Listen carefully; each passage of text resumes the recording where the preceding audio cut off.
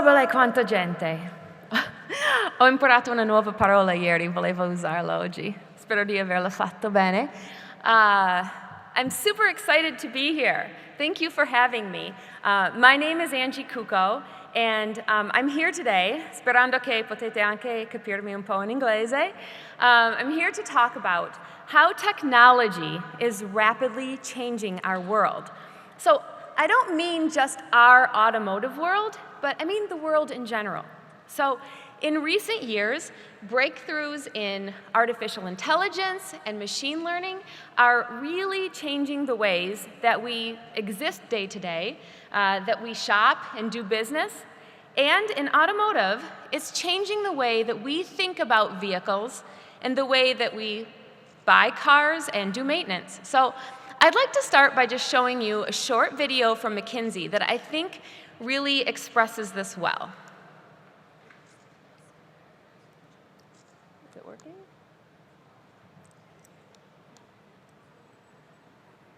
I'm not sure my clicker is. Oh, there we go.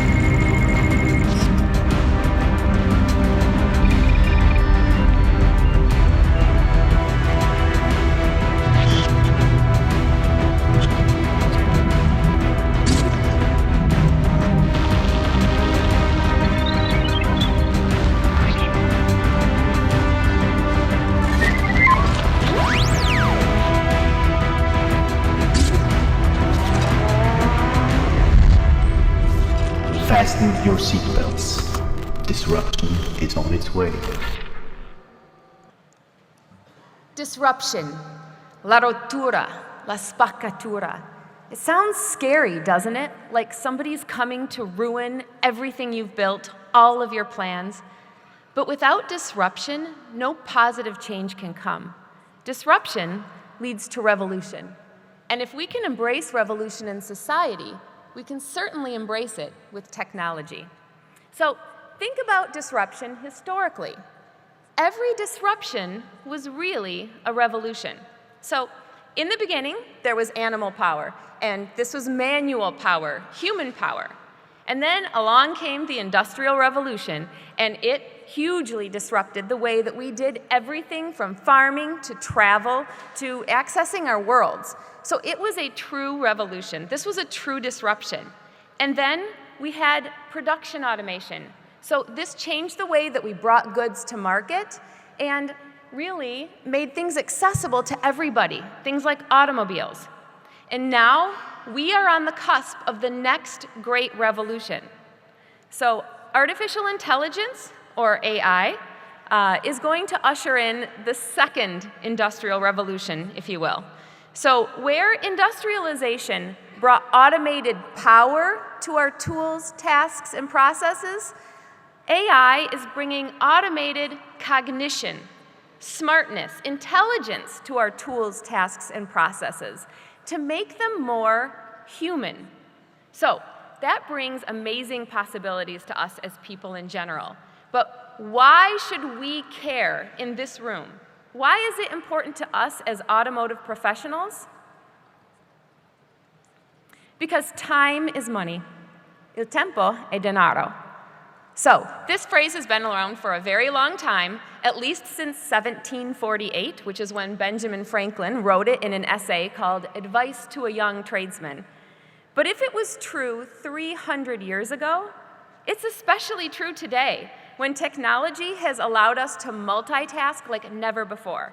So we are all pulled in so many directions, from work to family to social life, leisure, usually all at the same time. So those companies and innovators who can help save people time by using technology, by using artificial intelligence, will be the winners. So who's doing this well? We're starting to see sweeping change in every industry. Just think about the way we now buy and consume everything from movies to travel to banking. So in the United States now, you can even join shaving clubs where they ship razors to you every month. You never have to go to the store for a razor blade ever again. So you can do anything now online automatically. So in the automotive industry, we're seeing disruption from companies like Tesla, who are not only changing the ways that cars are built, but also the way they're purchased. Uber and Lyft, who have totally disrupted the taxi industry, making personal transport much more intuitive. And even Google is getting in the game, whose Waymo project is bringing self-driving cars to the roads. So, given all of this change that's coming and coming fast, it's leading us to a natural conclusion that while so many of our daily habits have already changed, as business people and marketers, we can't rest. Non possiamo riposare. We have to constantly be thinking of the next disruption, the next revolution, to avoid becoming this guy, a dinosaur. So that sounds easy to say, but what do you actually do? How do you respond? Has anyone here heard of CES? That stands for the Consumer Electronics Show, and it takes place every year in Las Vegas, and thousands of companies come converge in the desert to showcase the latest and greatest technology. Now, this year at CES, there were 3 main trends, and I think they all respond really well to this question. How can we use artificial intelligence to revolutionize our industry and win tomorrow's customers? So let's break those down. Now, the first trend that they showed off is assistants. So, from Siri to Google Home to Amazon's Alexa, all the major tech companies are looking for ways to not only help their users, but also predict what they're going to do next. Next, automation.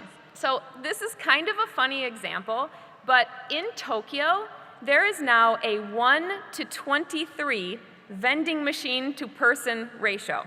Okay, so if you've ever been to Japan, you've probably noticed this, right? They have vending machines everywhere, every corner, and you can purchase almost anything from them. It's just one example of how our lives are being automated. You don't have to go to a store. You can find anything you want on every corner. And finally, augmentation. We can't be everywhere at once, so people are now using things like virtual reality to experience places and things from the comfort of their own home.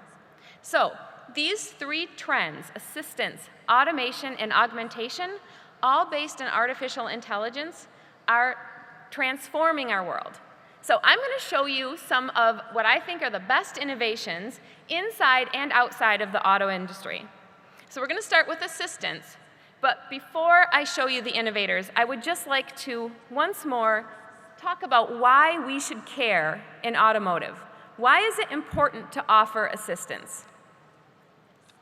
First, we're now seeing over 1 billion searches on Google every month for just auto parts and service.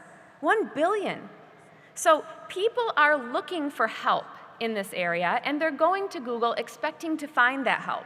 So are you there with your products if someone is searching for them? And then if they're searching for you, are you showing them personalized messages? We're finding that people really respond better to personal messages. There's an expectation now that companies know what you're in market for and your basic demographics. So it's important to give those personalized messages. And then people are impatient. This is crazy to me, but half of people will leave your website if it doesn't load in 3 seconds. That's no time at all. So knowing these trends, knowing these consumer expectations, who's assisting them well? The first thing I'm going to show you is an example of assistance in its purest form. So this is an example from Google about our assistant product, and it will just show you ways that they're helping people with their daily lives.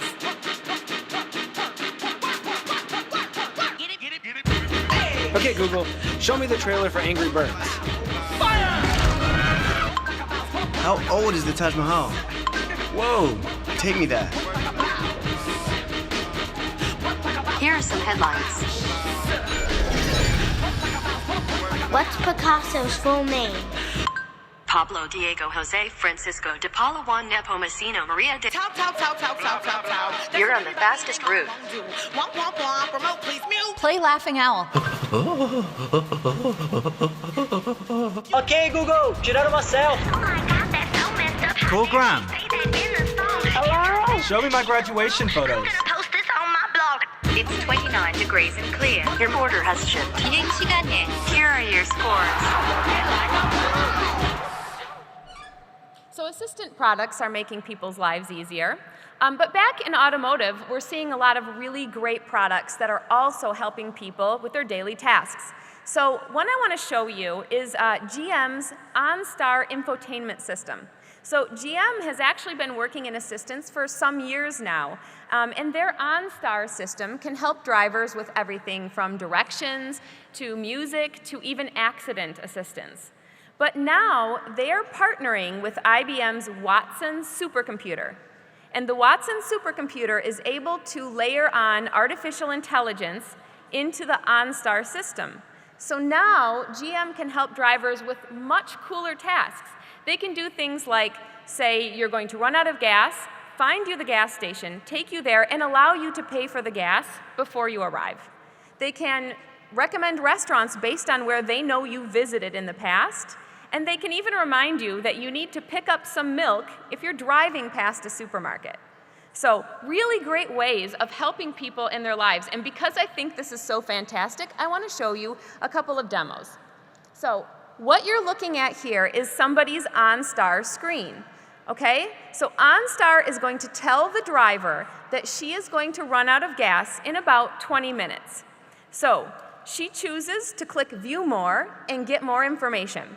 So then OnStar tells her in 13 miles there's a gas station. So she navigates with the car right to the gas station. When she gets there, OnStar tells her to choose a pump and to pick her fuel type. She can then make the payment for the gas right from her car and get a receipt. She's on her way. That's pretty neat. So I'm going to show you one more thing that OnStar is doing. So again, you're going to be looking at the driver's OnStar screen. And this time, OnStar notices that the driver is approaching a new city. It's St. Louis, Missouri. So OnStar suggests to the driver that he can show him some restaurants in the area. The driver's interested, so OnStar shows him a restaurant based on his past experiences. He can go to the restaurant, reserve a table from the car, and then be navigated right there. So these things are possible now due to artificial intelligence. And because I'm a little bit biased, sorry about that, I am going to show you one more example from Google. And this is from Google I/O, which took place actually just a few weeks ago. Google I/O is where we showcase some of our newest technology. At I/O, our CEO, Sundar Pichai, showcased Google Duplex. Duplex is our newest assistant feature, so that now Google Assistant can not only help you with a task, it can actually do it for you. So watch. So let's go back to this example. Let's say you want to ask Google to make you a haircut appointment on Tuesday between 10 and noon. What happens is the Google Assistant makes the call seamlessly in the background for you. So what you're going to hear is the Google Assistant actually calling a real salon to schedule the appointment for you. Let's listen.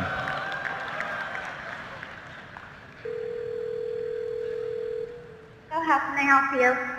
Hi, Hi, I'm calling to book a women's haircut for a client. I'm looking for something on May 3rd. Sure, give me 1 second. Mm-hmm. Sure, what time are you looking for around? At 12 p.m. We do not have a 12 p.m. available. The closest we have to that is a 1:15. Do you have anything between 10 a.m. and 12 p.m.? Depending on what service she would like. What service is she looking for? Just a woman's haircut for now. Okay, we have a 10 o'clock. 10 a.m. is fine. Okay, what's her first name? The first name is Lisa. Okay, perfect. So I will see Lisa at 10 o'clock on May 3rd. Okay, great. Thanks. Great. Have a great day. Bye.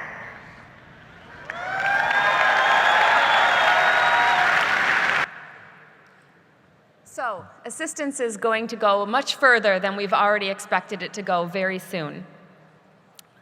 So let's move on to automation.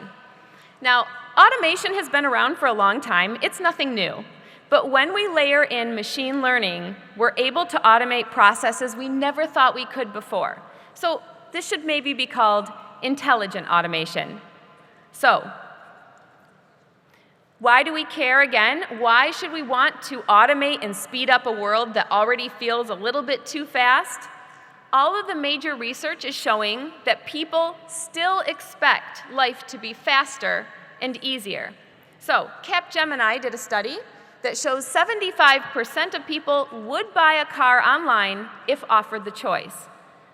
Autovista shows that actually they think 20% of cars sold in the UK 10 years from now will be bought online.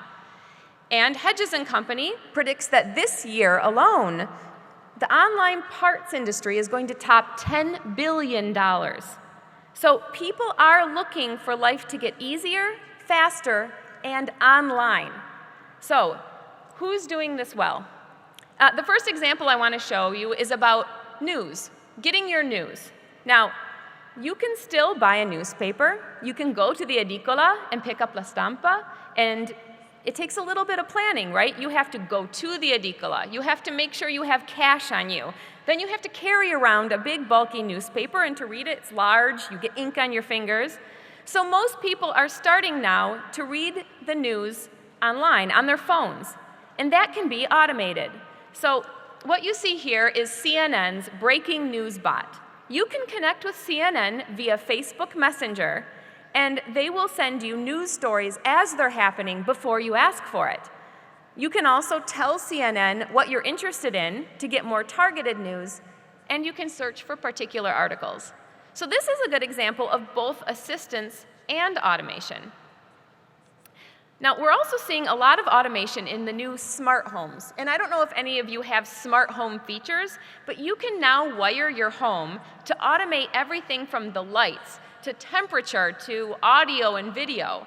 So with products like Google's Nest, you can now even lock and unlock your house from far away. You can see who's ringing your doorbell when you're not home. And with cameras, you can be connected to your home even if you're vacationing in Jamaica.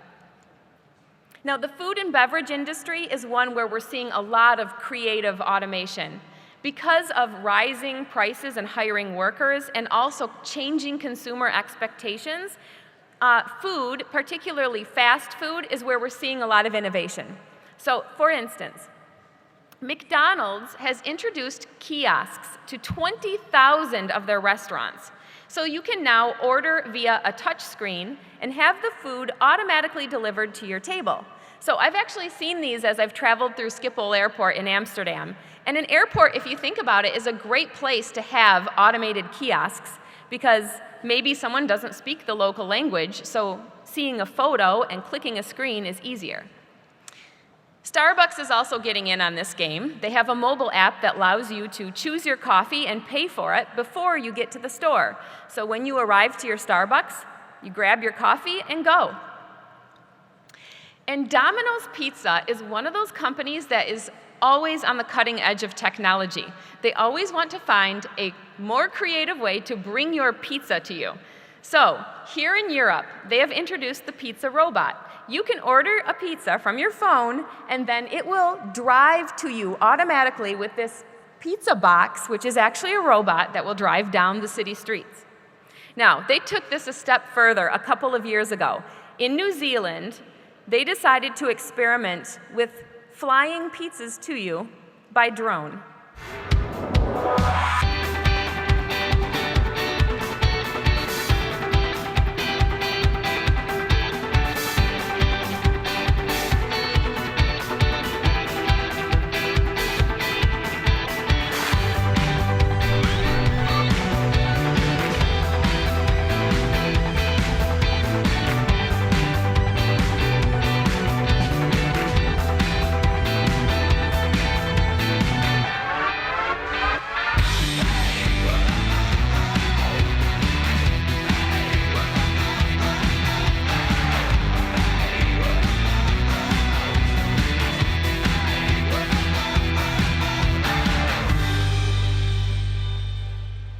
Flying pizza, who knew? So moving on to augmentation. Augmentation is all about giving interactive experiences of your product by overlaying digital information to the real world. So it helps people see your products if they can't actually be there physically. So we're seeing a lot of augmentation already in automotive. Where are we seeing that? Mostly on YouTube. So right now, we're seeing twice as many virtual test drives on YouTube as actual physical test drives in the dealership. And in the parts and service industry, last year alone, there were 1 billion views of parts and service videos in Europe alone. That's a lot of video views. So people are looking to interact with autos and auto parts and service. 62% of people said they would actually use a virtual reality headset to choose which vehicle to buy. So automotive is a really good place for augmentation. So just as an example of who's doing some augmentation, this is one you might already know. So if you have kids or if you work at Google, because a lot of my colleagues were playing this game last year, you may have heard of Pokemon Go. Qualcuno qua ha giocato a Pokemon Go? Nobody? No Pokemon Go players? One. All right. Okay. So Pokemon Go is a game concept that was created by Niantic Labs. They're an augmented reality company that used to be a part of Google. And the concept is that you just catch Pokemon. And the way you do that is you go around your city or anywhere in the world with your phone, and you hold it up to the world around you, and you see these augmented reality Pokemon on the screen. So you can capture them. So it's a fun game. But beyond that, it's actually also brilliant marketing. And the reason is that businesses could buy lures. Lures is esche in Italiano. You could buy these lures to get somebody to come to your business to find Pokemon. So for example, a coffee shop could purchase a lure so that people would come to their store to find a Pokemon and hopefully stay and buy a cup of coffee. Now, the US-based movie theater chain AMC is also experimenting with augmentation with an app that works with movie posters. So you can have the AMC app, hold it up to a poster, either in the cinema or in a magazine, and it will automatically play the trailer, give you information about the cast, and let you buy movie tickets. So they're hoping to improve the movie-going experience by making it more interactive. Now, back in automotive, Jeep is trying to help people reimagine the car buying process by using augmented reality. So for the new Compass model launch, they distributed apps to dealerships all over Europe, and they call this app the Jeep Compass Visualizer. And so a customer would hold a phone or tablet over a blank space in the dealership, and a virtual version of the car would appear that could be customized. The reason they think this was important is because a majority of people say they would actually use a video instead of a test drive to decide on a car. So let's look at how it works.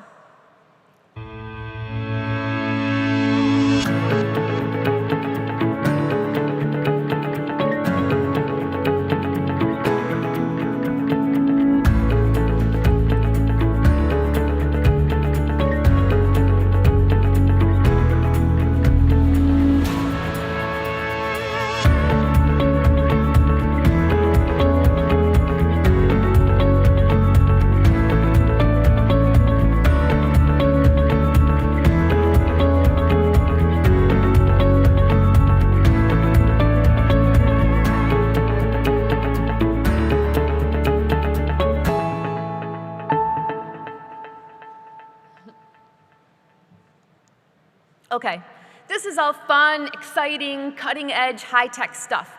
But you may be thinking, cosa c'entra con quello che faccio io? This stuff is nice, but it's big, it's too difficult to do, it's too expensive. I'm not going to be able to do these things. So what does it all mean to me? It simply means that you need to embrace the disruption. It's important to understand what your customers want, how they want their time to be saved. Know that people are curious, they're expectant, and most of all, they're impatient. So if you can remember that, if you can understand what your customers want and deliver it to them using technology to make their lives easier, you're going to come out on top. Is that easier said than done? My recommendation is to take small steps into the future. So let's look at what the small steps are into each of these trends. So assistance is all about anticipating your customer's needs. So, for example, how can you use data to understand your customer's past behavior to give them what they want before they ask for it? And then when you realize what they want, how can you show them that you know what they want? By giving them personalized messages. You can now upload your customer data into media tools like Facebook and Google so that you can deliver specific messages to specific people. For instance, you could show a coupon to an oil change customer, or if you know that you have a customer who's owned their vehicle for several years, you can show them a new car advertisement. The sky's the limit. You can think of many use cases for this. And finally, do what you can to bring your store to the customer, not your customer to the store. So as we know, people's lives are very busy now. It can be hard to get them to come to your place of business. People are online researching in every moment. So can they find your information online? Can they do a transaction with you online? So automation is all about making people's lives faster. So the first thing that you should do here is streamline your processes. How many steps does it take to do a transaction with you? And how can you reduce those steps so that you reduce friction? Your website is your virtual store open 24 hours a day. So start by streamlining your website first. Identify what you want someone to do on your website and then make it easy to do that within 1 to 2 clicks. And finally, make it easy for someone to communicate with you. You know, again, we get back to the busy life thing. So people might not have time to phone you, they might not have time to come to you, but can they text you? Can they chat with you? Can they just buy your product online? To get involved in augmentation, you want to give people interactive experiences. So the best way to do this is with videos. So upload as many videos as you can of your products and make those videos descriptive. Things like 360-degree videos will really help someone understand your product without having to touch it or see it. And use videos to demonstrate your products. We see a lot of searches on YouTube for tutorials. People want to understand how something works. So give tutorials on maintenance products or do a virtual test drive of a new vehicle. Busy is an... I'm going to back up for just 1 second. I want to show you one last video before I leave today. And the reason I think this video is important is because this is a small business who's doing everything right. This is a car dealership in New York, and they're really innovating in how they use assistance, automation, and augmentation to delight their customers. So it's not a huge company with tons and tons of money. It's just a car dealer. But just look at what he's doing. This is called Paragon Honda. Busy is an understatement. Life in the city is hectic. Time is valuable. Your time is precious. We get it. Say hello to Paragon Direct and never visit a dealer or service center again. Need your car serviced? Visit ParagonCars.com, click Direct, and schedule your pickup location and time. We'll service it overnight and return it next day. It's quick, it's easy. It's Paragon Direct. Ownership simplified. So Paragon is making it possible for people to buy cars and service their vehicles without them ever having to come to the dealership. They can speak with them online, and then Paragon will come to the customer to deliver a new car or to pick up their car to be serviced and bring it back to them later. So it's easy to innovate if you just think about what your customer needs. So the future is exciting, right? Artificial intelligence and machine learning are taking us places we've never been before. Change is happening, and it's happening fast, and it can be scary. So just remember, you don't have to embrace all this technology at once. You don't have to change all your processes at once. Just keep an open mind and take small steps into assistance, automation, and augmentation. And above all, be willing to disrupt yourself. Thank you.